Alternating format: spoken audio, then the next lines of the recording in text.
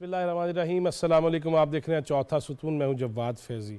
नाज़रीन, वही रोज़ वाली बात है। गुज़िश्ता शब भी यही बातें थीं, आज भी वही हैं कि जिस कदर हमें मिलजुल के बाहमी इत्तफ़ाक़ से, इत्तेहाद से, जिसमें वाहिद बन के आगे बढ़ना चाहिए, मसाइल का हल तलाश करना चाहिए, तो हम देख रहे हैं कि इल्ज़ामात की सियासत बढ़ती चली जा रही है, नफ़रतों में इजाफ़े की कोशिश हो रही है और ये कहा जा रहा है कि जब तक मेरी या हमारी ना मानी जाए, किसी की ना मानो।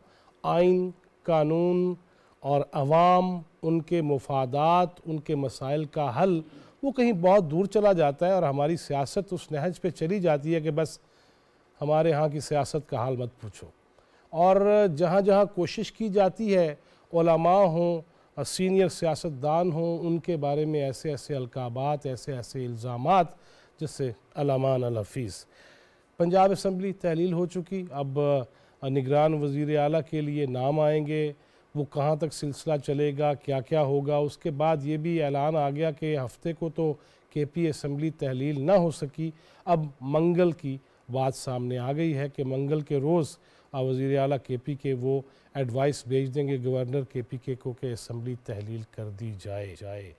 ये सारा मामला उस वक्त जब चंद महीने रह गए हैं आम इंतखाबात में, तो ये उससे पहले दिखाया क्या जाना चाहते हैं और क्या कराना चाहते हैं। कभी इदारों पे, कभी फ़ौज पे, कभी अदलिया पे, कभी पार्लियामेंट पे और मीडिया को भी नहीं छोड़ा जाता। हम चाहते क्या हैं, इसी पे बात करेंगे। मेरे साथ मौजूद हैं स्टूडियोज़ में जनाब रज़ा, सदर नेशनल प्रेस क्लब, बहुत शुक्रिया रज़ा साहब आपका।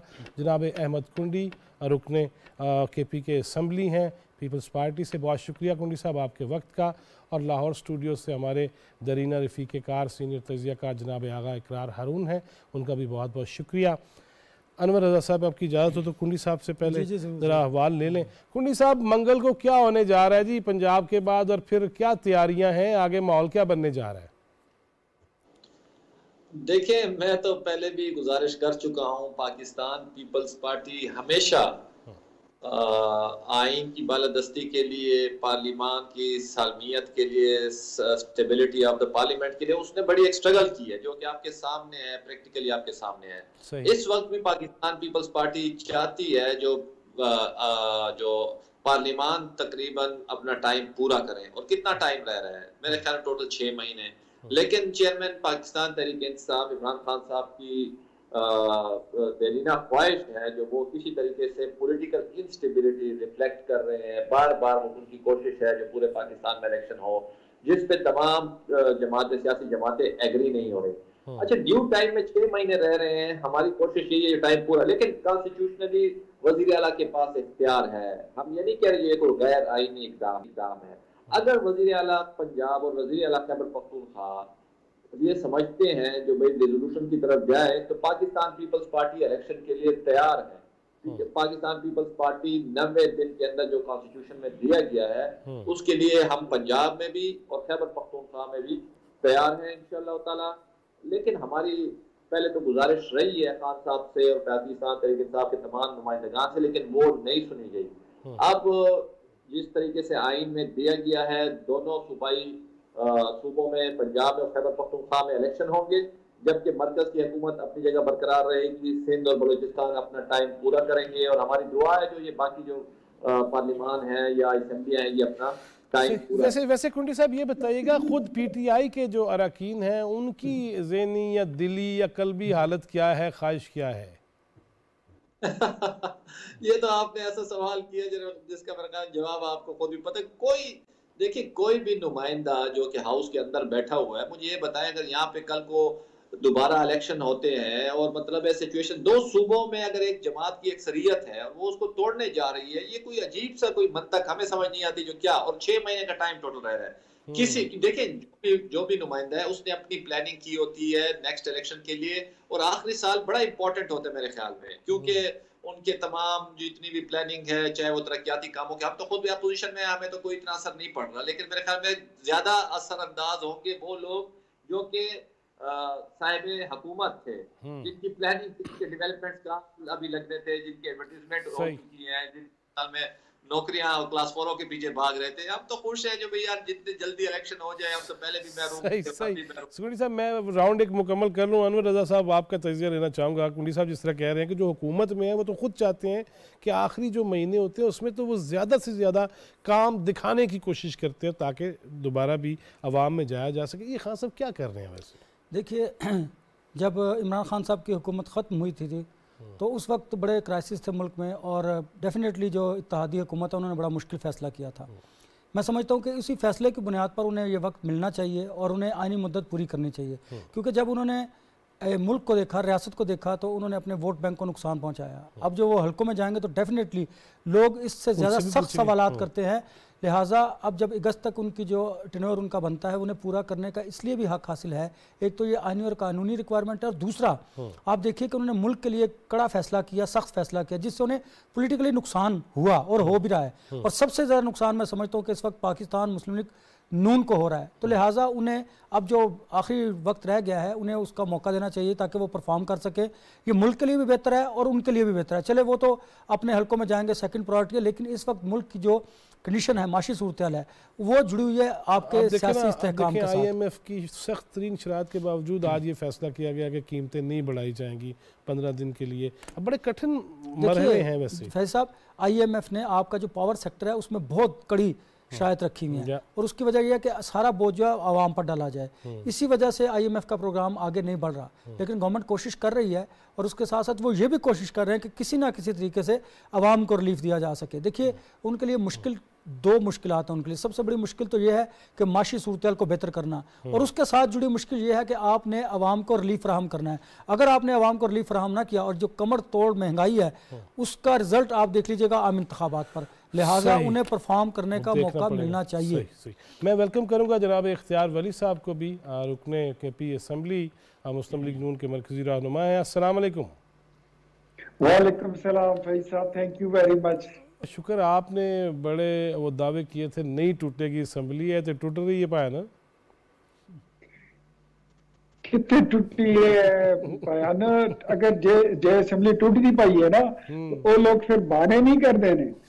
ये तो अगर असम्बली तोड़नी थी तो तोड़ देते, कल ही तोड़ देते, लेकिन फिर कहते हैं कि कल नहीं तोड़ रहे हैं, मंगल को तोड़ रहे हैं। उससे पहले कहा था कि एक हफ्ते बाद तोड़ेंगे। ये वक्त दे रहे हैं असल में। फैज साहब, मैं आज फिर आपकी शो में मैं कह ही देता हूँ, जी जी, वजीर आला साहब मिन्नतें कर रहे हैं अपोजिशन के लोगों की कि खुदा रसूल का वास्ता है, ये पागल हमारे पीछे पड़ा हुआ है, ये हमारी असम्बली तोड़वा रहा है, अदम एतमाद ले आओ, किसी तरीके से असम्बली बचा लो। मैंने कहा हम कोई अदम एतमाद नहीं ला रहे हैं, तुम नर के बच्चे बनो, तोड़ के दिखाओ। नहीं, वैसे कोई ऑफर भी साथ कर रहे हैं खान साहब या नहीं?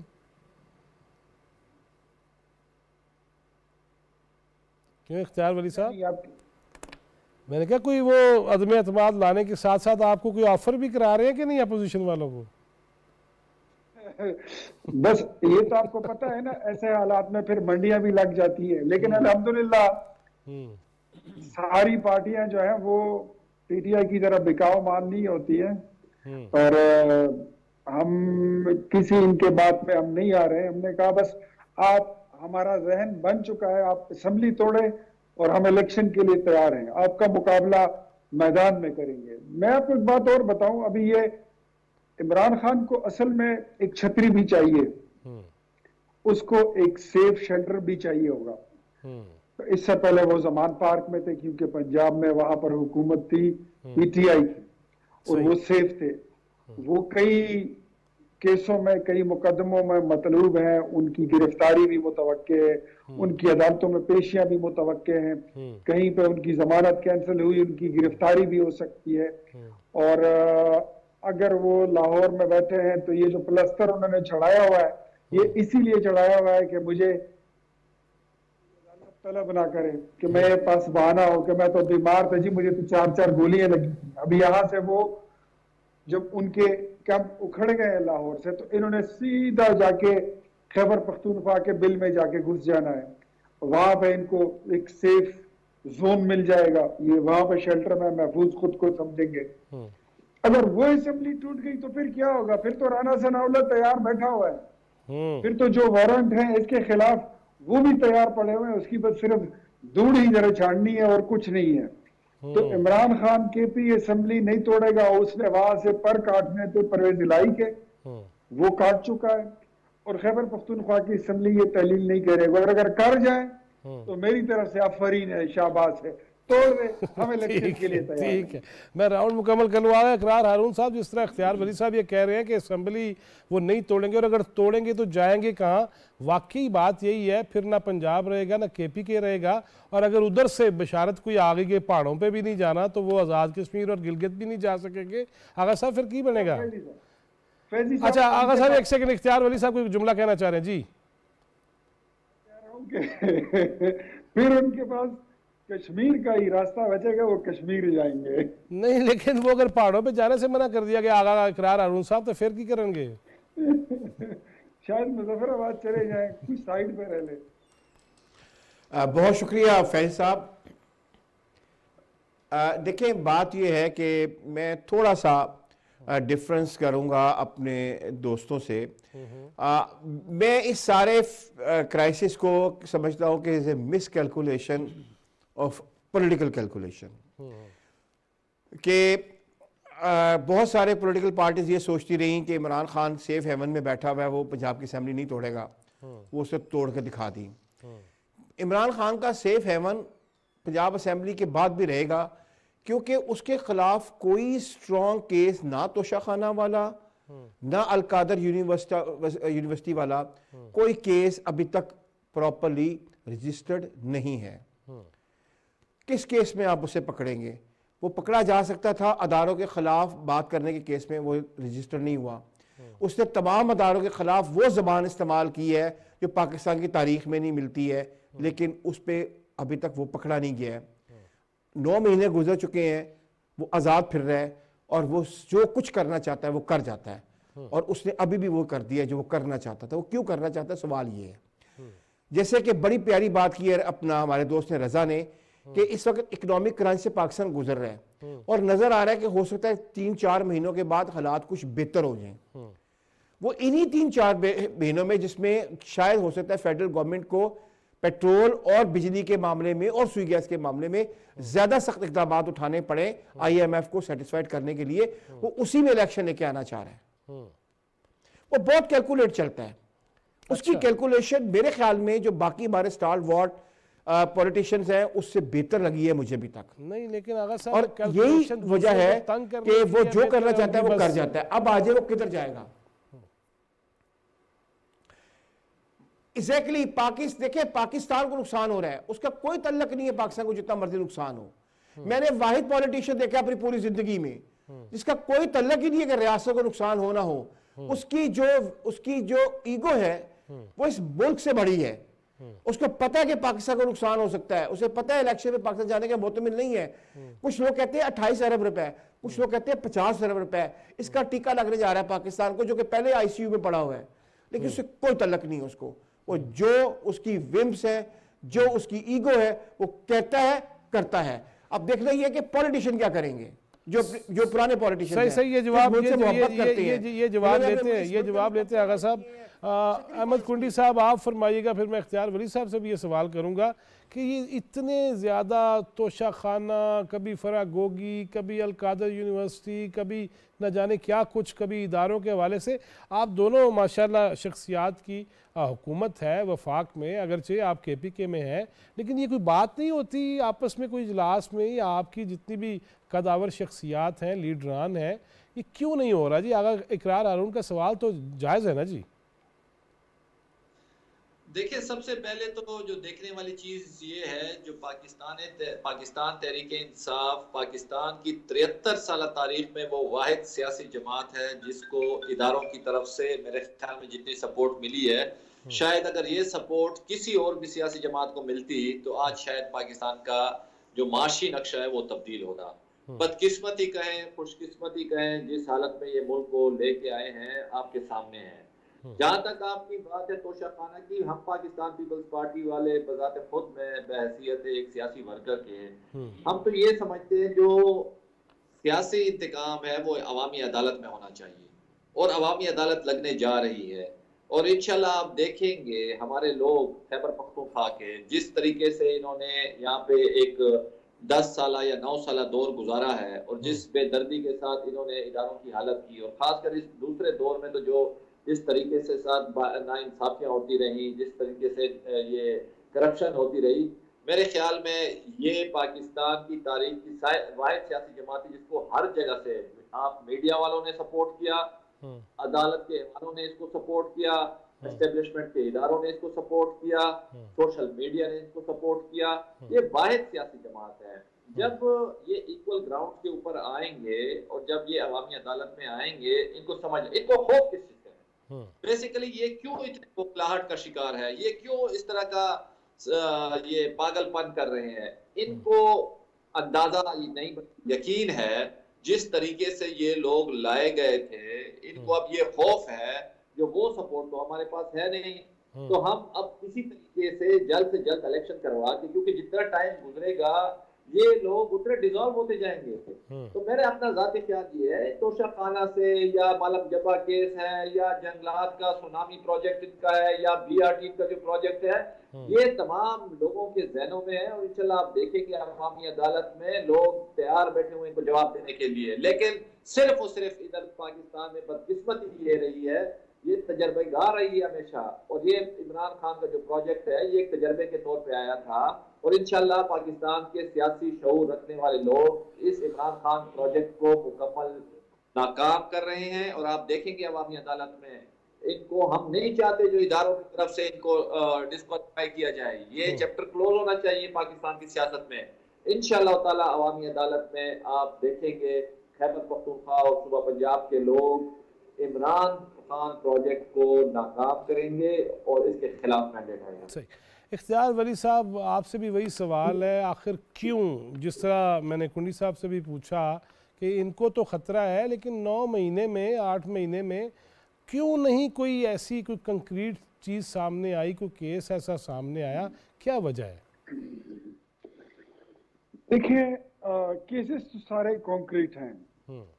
अब इसको हमारी आप सुस्ती कह लें, लेट मी कन्फेस, मैं इसको मानता हूँ, लेकिन ये ड्यूटी हमारी नहीं थी, ये तो जो नेब है, नेब का इदारा है, ये तो उसका काम था। सियासतदानों का काम है चीजों को पॉइंट आउट करना, अपोजिशन का काम है चीजों को हाईलाइट करना, नेब का काम है उस चीज को डिग आउट करना और उसकी प्रोब करना, उसको देखे कि इस केस में क्या है क्या नहीं है। जो खैबर पख्तूनख्वा में सबसे बड़ा मशहूर जमाना स्कैंडल है करप्शन का, वो BRT का है, जिसमें कहते हैं कि 100 अरब रुपए की तकरीबन करप्शन है। आखिरी ऑर्डर उसमें निकला गया था वो हाई कोर्ट का था, और ये लोग जाके इन्होंने सुप्रीम कोर्ट ऑफ पाकिस्तान में इस्लामाबाद में उस पर स्टे ले रखा है। जब बिली एंट्री है उसको निकालना जरूरी है, उसके तकरीबन 75% उसके दरख्त मौके पर मौजूद नहीं है। पैसा कहाँ गया, अरबों रुपए कहाँ लगे, ये अब इनसे सवाल उठाना जरूरी था। फिर ये जो दूसरा ये इस वाला केस है, ये मालम जबे वाला, ये तो तैयार बिल्कुल पकड़ने वाला केस है, लेकिन इसमें नैब ने सुस्ती दिखाई। मेरी गुज़श्ता थोड़े दिन पहले प्राइम मिनिस्टर साहब से मुलाकात हुई थी और मैंने उनको बोला था कि ये नैब क्या कर रहा है, नैब को चाहिए कि वो उठाए इन चीजों को, वो टेकअप करे। ये जो मामलात है यहाँ पर तो इतनी चोरियां हुई है कि खैबर पख्तूनख्वा के म्यूजियम की बड़ी कीमती मूर्तियां हैं, बड़ी पुरानी,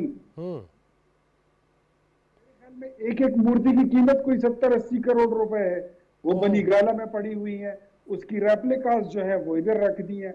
यहाँ पर तो इतने केस तैयार हैं कि जिसकी कोई हद नहीं है, लेकिन अफसोस के साथ कहना पड़ता है कि इन केसों को अभी तक हम प्रॉपरली उठा ना सके। लेकिन मेरे ख्याल में ये हमें मिल के, कुंडी भाई मेरे बैठे हुए अहमद खान कुंडी, is a very good friend of mine and very nice colleague of mine, हम मेरे ख्याल में हमें इन चीजों को जिस तरह ये असेंबली डिसॉल्व होती है तो स्ट्रेट हमें जाना होगा कि हम नेब में इसके खिलाफ सही आपको जाना होगा। इख्तियार वली साहब, मुझे जरा वेलकम करने दीजिएगा MQM के सरबराह जनाब खालिद मकबूल सिद्दीकी हमारे साथ फोन लाइन पे। अस्सलाम वालेकुम सिद्दीकी साहब। सिद्दीकी साहब मुझे सुन पा रहे हैं? जी खालिद मकबूल सिद्दीकी साहब, आप मुझे सुन पा रहे हैं? कोई फ़ोन में कोई इशू है, दोबारा मिलाइएगा। मैं चाहता था कि आज एक गुलदस्ता पेश किया जाए। मैंने नाज़रीन गुज़िश्ता शब भी ये आपसे अर्ज़ किया था कि हमने PTI के मुअज़्ज़िज़ अरकान को, रहनुमाओं को बुलाने की कोशिश की, दावत दी, उन्होंने इनकार कर दिया और उन्होंने कहा कि हम नहीं आ सकते। कुछ ने मसरूफ़ियात का कहा और कुछ ने वाज़े तौर पे कहा कि हम PTV पे नहीं आना चाहते। लेकिन हमारी फिर भी ये कोशिश होती है, चौथा सुतून इस प्रोग्राम का नाम है, कि हर एक को ये मौका मिले कि उसकी जो भी तर्जुमानी उसकी जमात की कोई कर सकते हैं वो करें और इल्ज़ामात का जवाब भी दे। सिर्फ लगा देना काफ़ी नहीं है, इल्ज़ामात का जवाब देना भी बड़ा है। मैं अनवर रज़ा साहब, आपने इख्तियार वली साहब की भी बात सुनी, यार मूर्तियाँ भी रेप्लिका रख दी गई। मैं तो सुन के परेशान ही हो रहा हूँ। मैं आपको एक बात बताऊँ, ये आप उज़र काबिल कबूल नहीं है। आवाम को रिलीफ चाहिए और वो रिलीफ इस मौजूदा हुकूमत ने देना है। जी खालिद मकबूल सिद्दीकी साहब, अस्सलाम वालेकुम। जी वालेकुम सलाम। कैसे मिजाज हैं आपके? खैरियत से? मैं ठीक। अच्छा खालिद भाई, रात देर गए, मैंने आपकी प्रेस कॉन्फ्रेंस भी देखी, बड़ी कोशिश थी मीडिया वालों की भी कि आप वफाकी हुकूमत की भी ईंट से ईंट बजाने की कोई बात कर देंगे। लेकिन मैं अब KP के असम्बली की बात कर रहा हूँ, पंजाब असम्बली की बात कर रहा हूँ, तो उसमें तो बड़ी बड़ी चीज़ें ऐसी आ रही हैं। मुझे अभी पता चल रहा है कि मूर्तियाँ अजायब घर से जो पेशावर से है 70-80 करोड़ की, वो भी गायब हो गई हैं, रेप्लिका रख दी गई हैं। ये मामला, इल्ज़ाम भी आप पे भी इल्ज़ाम, मैं अली ज़ैदी साहब को भी देख रहा था, कल भी वो ललकार रहे थे आपको। ये किधर मामला जाएगा? कोई बाहमी कोई ऐसी गुंजाइश नहीं है, सारे मिलजुल के रहने लग जाए? जनाब, पाकिस्तान में अगर ऐसे ऐवान हैं आपके, आम पाकिस्तानी जिनके लिए कानून साजी करनी है वो मौजूद ही ना हो और शौकिया लोग हो, जागीरदाराना जमहूरियत हो, मौरूसी सियासत हो, खानदानी इक़्तिदार हो, तो हालात फिर ऐसे ही होते हैं। और हमने ये तजर्बा 75 साल से करके देख लिया है। इससे आगे बढ़ने की ज़रूरत है और जो हमारा तर्ज सियासत है उस पर शोर नहीं मचाएंगे।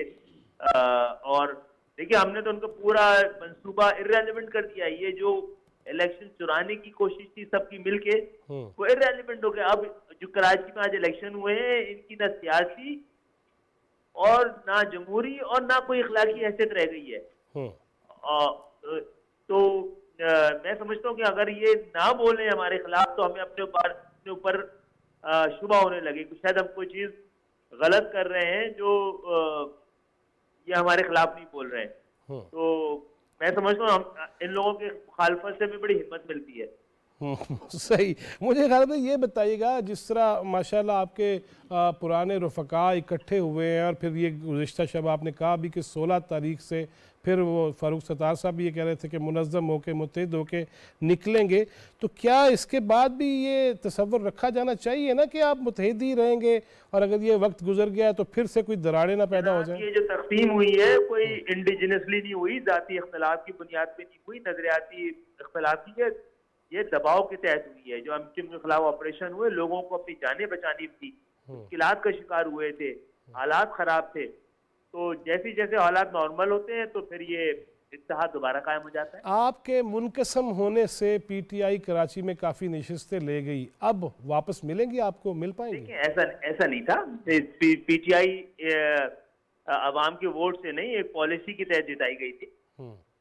जो उस वक्त कराची में 18 में जीते थे, जो लोग जीते थे वो हैरान थे, जिन्होंने जितवाया था वो परेशान थे और कभी भी रिप्लेस नहीं कर सके ना एमक्यूएम को।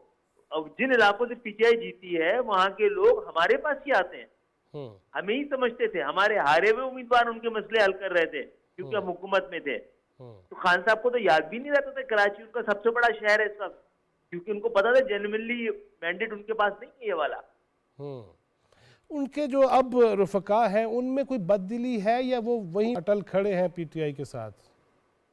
देखिए, वोटर्स तो मेरा नहीं ख्याल है कि पहले भी इतना था। अभी एक लहर चली थी, लोगों को इमोशनली पाकिस्तान में वो किया गया था एक तरह का चार्ज, वो क्योंकि मसनूई थी तो वो लहर अब दम तोड़ रही है। तो मुझे नहीं लगता है कि मुझे नहीं लग रहा है कि अगर ऐसी लहर होती तो आज कराची में स्विप कर जाते। कराची में कोई भी इस पोजीशन में नहीं रह गया हमारे पास कि जो कि एक बड़ी जमात के तौर पे उभर के सामने आए। सही। खालिद मकबूल सिद्दीकी साहब, इमरान खान साहब ने एक इंटरव्यू में ये भी कहा कि हम अब मरकज़ में टेस्ट करेंगे, और इशारा सरीहन आपकी तरफ था कि आप शायद वफाकी हुकूमत से इधर उधर हो सकते हैं, और वो फिर से धमकी दे रहे हैं। आप कहाँ खड़े हैं? रात मैंने सुन तो लिया था, आज भी PTV के नाजरीन को ज़रा बराह रास्त ही फरमा दीजिएगा। देखिए, वो एतमाद की वोट की बात कर रहे हैं आप? जी जी जी जनाब, अगर वजीर आजम शहबाज शरीफ साहब हमें एतमाद देंगे तो हम भी उनको एतमाद लौटा देंगे। आप पे तो उन्होंने काफ़ी एतमाद किया। मैं उन दिनों भी गवाह हूँ, जब मिल रहे थे आप सारे और दस्तखत कर रहे थे, तो आपको काफ़ी एतमाद मिला था। जी, हमें एतमाद दें, हमसे जो मुतालबे किए थे वो पूरे करें। कराची में मरदमशुमारी हैदराबाद में सही करवाएं, तो हम तो उनके साथ हैं। हमें भी तो एतमाद दें, हम ही उन्हीं को एतमाद दे रहे हैं। नहीं, लेकिन वो तो चाह रहे थे पीपल्स पार्टी भी चलेगी। अब तो मामला तो इलेक्शन कमीशन ऑफ पाकिस्तान की जानिब से और अदालतों के हवाले से है ना। नहीं, अब मरदमशुमारी तो खैर होने जा रही है, इंशाल्लाह करवाएंगे भी, और एतमाद का वोट आएगा तो हम तो जमहूरियत के साथ खड़े हैं और जमहूरियत के साथ खड़े रहेंगे। अल्लाह ताला पाकिस्तान की खैर रखे और कराची की रोशनियाँ फिर से बहाल करे। बहुत शुक्रिया खालिद मकबूल सिद्दीकी। अनवर रज़ा साहब, इससे मैं कोशिश, मैंने जैसे पहले कहा, PTI को कल भी बुलाया, अब फिर वो कहेंगे, फिर वो ट्रोलिंग करेंगे, गालियाँ हमें देंगे, और फिर वो कमेंट्स भी फटाफट दे देते हैं। मैंने तो पूरी कोशिश किया, सारी जमातें और गुलदस्ता। देखिए, पाकिस्तान तहरीक इंसाफ के इस वक्त किसी शो में आने या ना आने की बात नहीं, वो समझते ये हैं कि अब उन्हें इलेक्ट्रॉनिक मीडिया की या प्रिंट मीडिया की ज़रूरत नहीं है। वो कहते हैं कि हमें सोशल मीडिया इतना वाइब्रेंट हो चुका है और वो बड़े मजबूत हैं, और ये बात किसी हद तक उनके दुरुस्त भी है। वो अपना पॉइंट ऑफ व्यू देखा आपने कि ट्वीट कर देते हैं, बड़ा आसान है उनके लिए। देखिए, यहाँ पर जब आप बैठेंगे, दलील के साथ गुफ्तगू करेंगे, जब दलाइल ख़त्म होंगे तो फिर आप आर्गूमेंट पेश नहीं करेंगे, आप अपने लहजे में तलखी भी आएगी और आप बदकलामी भी करेंगे। तो लिहाजा वो इन सारी चीज़ों से बचने के लिए ट्वीट कर देते हैं, सोशल मीडिया पर अपने पॉइंट ऑफ व्यू को दे देते हैं। आपने देखा, माजी में भी कई ऐसी मिसालें थी कि कई जर्नलिस्टों के खिलाफ उन्होंने ट्रोलिंग भी की, हमने उसके खिलाफ आवाज़ भी बुलंद की। ये अपनी जगह पर हमें रियल इश्यूज़ को एड्रेस करने की ज़रूरत है। फैज़ साहब, मैं समझता हूँ इस वक्त जो ज़रूरत है वो, देखिए, कराची में बल्दियाती इंतखाबात के बाद ये देखना होगा कि क्या वाकई इक़्तिदार निचली सतह तक मुंतकिल हुआ है, और वहाँ पर जो बल्दियाती इदारे हैं, जो फाइनेंशियल इंतज़ामी इशू हैं, वो वाकई मेयर कराची को या हैदराबाद के मेयर को मिलता है कि नहीं मिलता। उसके बाद आवाम के मसाइल हल होते हैं कि नहीं होते। एक बात देखिए, सिंध में इस वक्त जो सैलाब के मुतासरीन की सूरत हाल है वो नाकाबिले बयान है। ये जो वो पॉलिटिशियन वहाँ पर जो उन हल्कों में रहते हैं वो बड़ी अच्छी तरह जानते हैं। अगर आपने विजिट किया तो आपको अंदाज़ा हो कि कितनी कसम पुरसी की ज़िंदगी वहाँ पर लोग अब भी बसर कर रहे हैं, और ऊपर से मौसम सर्द है, नीचे पानी है, ऊपर बारिश है और मौसम सर्द है। कैसे बच्चे वहाँ पर गुजारा कर रहे होंगे, कैसे बूढ़ियाँ, हमारे माँ बाप, बहन भाई वहाँ पर कैसे हमारे गुजारा कर रहे होंगे। एक बात। दूसरी बात, आप ये देखिए कि अब पंजाब की तरफ आ जाइए, वहाँ पर भी, और आपको पता है 18वीं तरमीम के बाद सूबों को खुद मुख्तारी मिली है, वहाँ पर भी आटे का क्राइसिस था, गंदम का क्राइसिस था, और वो सिर्फ एक फ़र्जी क्राइसिस किया गया था। सिर्फ जैसे वो ज़ख़ीरा करके चीज़ों को या स्मगलिंग करके आपने पैसे कमाने हैं। इस वक्त भी जब इस मुल्क में मुश्किल हालात से गुजर रहा है, आवाम कसम परसी की ज़िंदगी बसर कर रहे हैं। फिर अगर खैबर पख्तूनख्वा की मैं बात करूँ, वहाँ पर भी आप देख लीजिए कि क्या सूरत है, रिलीफ तो वहाँ पर भी आवाम को नहीं मिल रहा। अब फेडरल गवर्नमेंट की मैं बात करता हूँ, आपने देखा जब शहबाज शरीफ ने इंटरवीन किया इस सारे मामले पे, तो अगले दिन आटा जो था वो 250 रुपये कम हो गया, और मुर्गी की कीमत भी 100 रुपये 80 रुपये कम हुई। ये तो एक एक्सेप्शनल केस है, लेकिन क्या ये इस मुल्क में हुक्मरान जो हमारे मौजूद हैं वफाक में और सूबे में, उन्हें खुद से अंदाज़ा नहीं है? शायद वो, उन्हें इन सारी चीज़ों का इदराक है, लेकिन वो क्या समझते हैं, उन्हें इस वक्त क्या है कि जी पंजाब असम्बली टूटी है, नहीं टूटी, आवाम को इससे क्या है? तहलील होगी या निगरान सेटअप आएगा, उस पर CM की या अपोजिशन लीडर की कोई दोनों इत्तेफाक आगे चलेगा। मुझे ये बताएं फैज साहब, आम आदमी को इससे क्या, आम आदमी को क्या इससे? उसे तो ये है कि मुझे पेट्रोल कम होनी चाहिए। देखिए ना, पेट्रोल की कीमत कम होगी, इससे जो शायद खुद नोश हैं उनकी कीमतें कम होनी चाहिए। जो पीछे से हमारे गलों में फंदे डाले गए थे IMF के पास जाके शरायत मान के, तो अब फिर स्टेट को तो चलना वही तो आपको बात करो ना। देखिए ना, एक तरफ तो आप दुनिया भर में जा रहे हैं, आप अपने जो मुल्क के हालात हैं वो बयान कर रहे हैं, और जो सैलाब से मुतासिर लोग हैं उनके लिए आप फंड रेजिंग कर रहे हैं, डोनर कॉन्फ्रेंस का इनेकाद कर रहे हैं। और मैं आपको एक बड़ी इंपॉर्टेंट बात बताऊँ, मेरी किसी असम्बलियाँ तो हाँ जी, फिनांस किसी हुकाम से बात हो रही थी इस्लामाबाद में, उन्होंने कहा कि IMF जब देखते हैं ना कि खान साहब या कोई ऐसी तकरीर जो सियासी अदम इस्तेहकाम में ज़रा ज़्यादा तेज़ी लाती है, उसके बाद वो यहाँ पर फॉरेन इन्वेस्टमेंट के लिए कोई तैयार ही नहीं होता। IMF चाहता है कि पावर सेक्टर में और जो बाकी अशियाए खुदोनोश की कीमतें हैं उनमें इजाफा किया जाए, महंगाई ज़्यादा से ज़्यादा की जाए, ताकि वो अपने IMF की जो खरीद पे असल में हमने तवज्जो देनी है ना। देखिए जब महंगाई है ना, तो या तो फिर आप उस महंगाई के तनासुब से आवाम की सैलरी भी उतनी होनी चाहिए, रोज़गार के मौके बढ़ने चाहिए, वहाँ पर आपको जो अपॉर्चुनिटीज़ हैं रोज़गार की वो बढ़नी चाहिए। लेकिन ये सारी चीज़ें अपनी जगह। फैसल मैं आपको एक बात बताऊँ, अब यहाँ पर तमाम सियासी जमातों को, बगैर किसी एक सियासी जमात की मैं बात करूँ, सबको कौमी इश्यूज़ पर मिल बैठने की ज़रूरत है। अगर ये अब भी ना बैठे तो फिर यकीन कीजिए फिर वही ये उधर अब कभी काबिल कबूल नहीं कि इमरान खान को एस्टेब्लिशमेंट ले आई थी, अदलिया ने उनको बड़ा सपोर्ट किया, मीडिया ने उनका साथ दिया, ये माजिया गुजर चुका। आप मुझे बताइए इस वक्त मौजूदा हालात में आप क्या कर रहे हैं और आगे हमने कैसे बढ़ना है? वापस आके सवाल करना है मीडिया के बारे से भी। ख्वाजा आसिफ साहब का एक आज ट्वीट मैंने जो देखा है वो मैं चलवाऊंगा भी और आपसे सवाल भी करूंगा। आगे इकरार हारून साहब, यही बात जो अनवर रज़ा साहब कह रहे हैं कि सारी जमातों को मिल बैठना होगा, लेकिन सारी तो बैठ गई हैं, एक नहीं बैठ रही, और उसका फिर क्या हल है, बिठाया कैसे जाएगा? मुझे तो ये समझ नहीं आ रही। बड़े बड़े वो क्या दावतनामे भी गए, ख्वाहिश का इजहार भी किया, यहीं बैठ के कमर ज़मान कायरा साहब ने यहीं बैठ के मेरे प्रोग्राम में शायद खाकान अब्बासी साहब ने भी कहा कि तशरीफ़ ले आएँ, गले भी लगाएंगे, डेस्क भी बजाएंगे। वो नहीं आते तो कैसे फिर इकट्ठे हुआ जाएगा?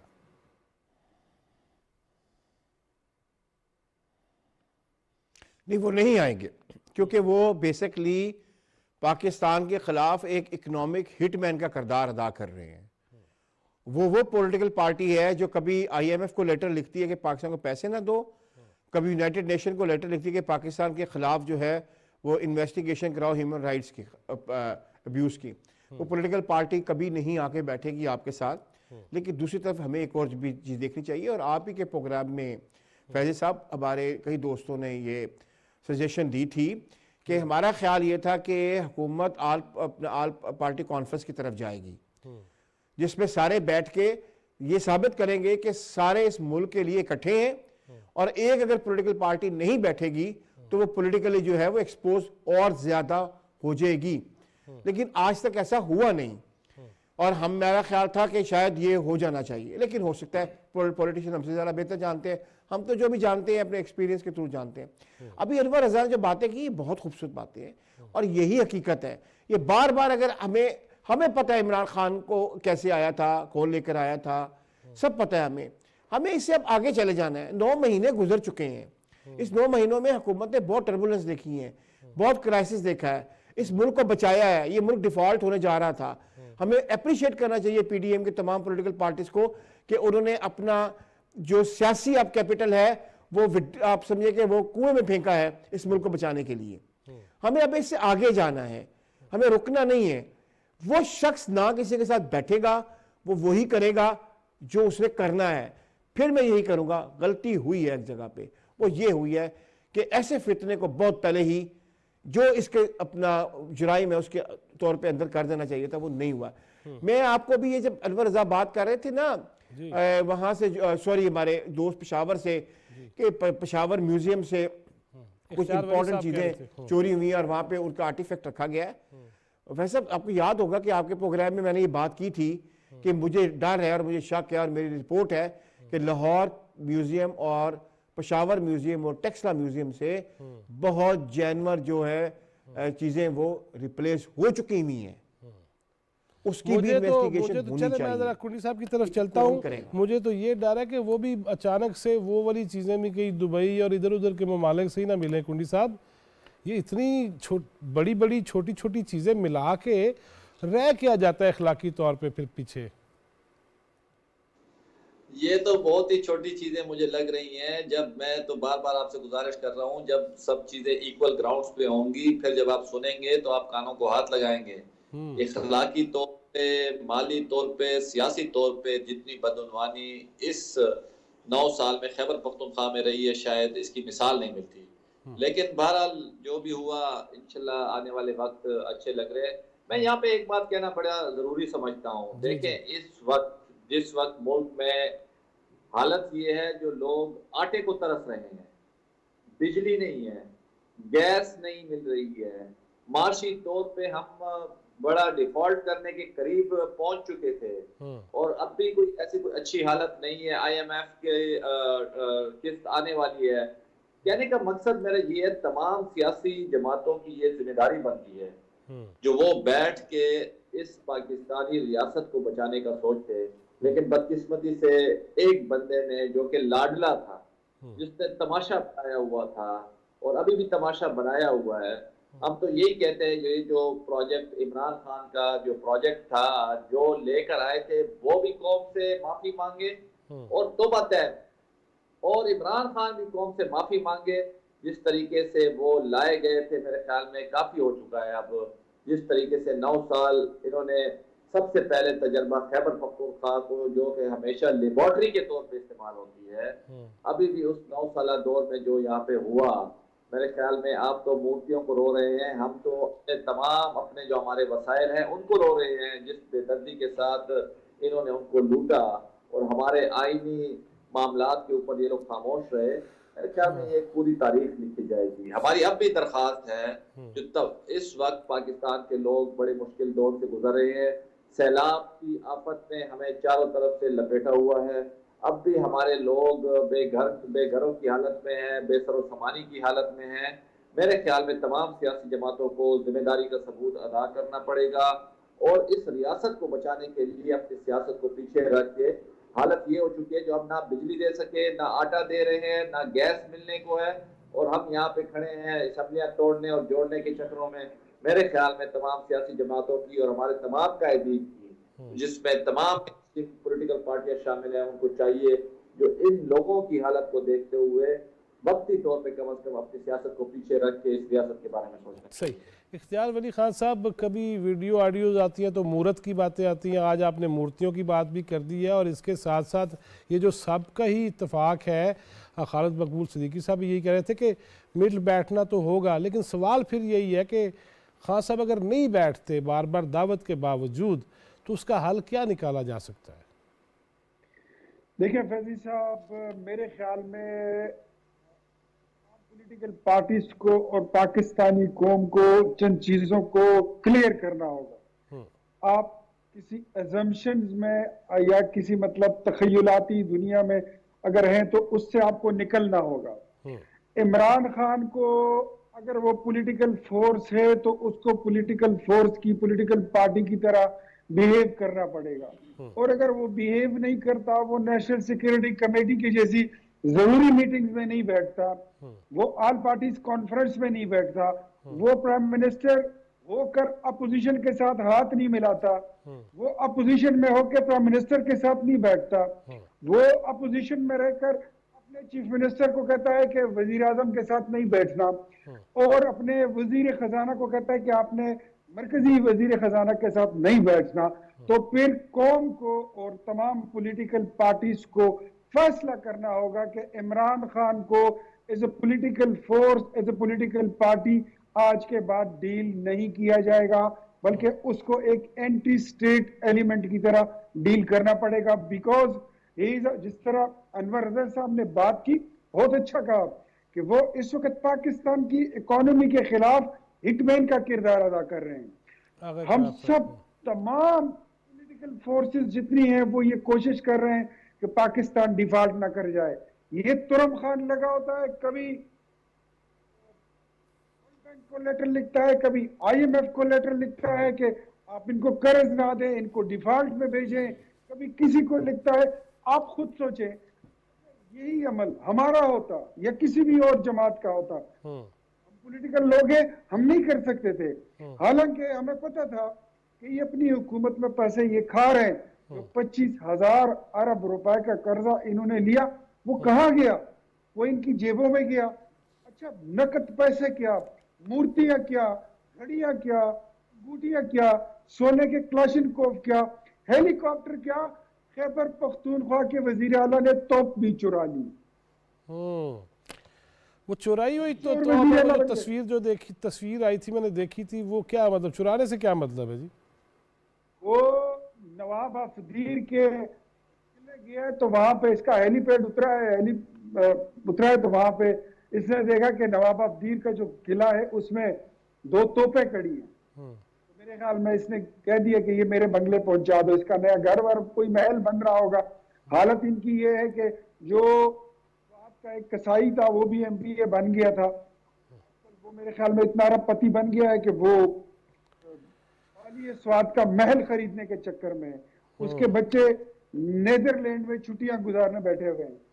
तो वजीर आला साहब ने कहा कि ये जो ये दोनों तोप मेरे पहुंचा दो।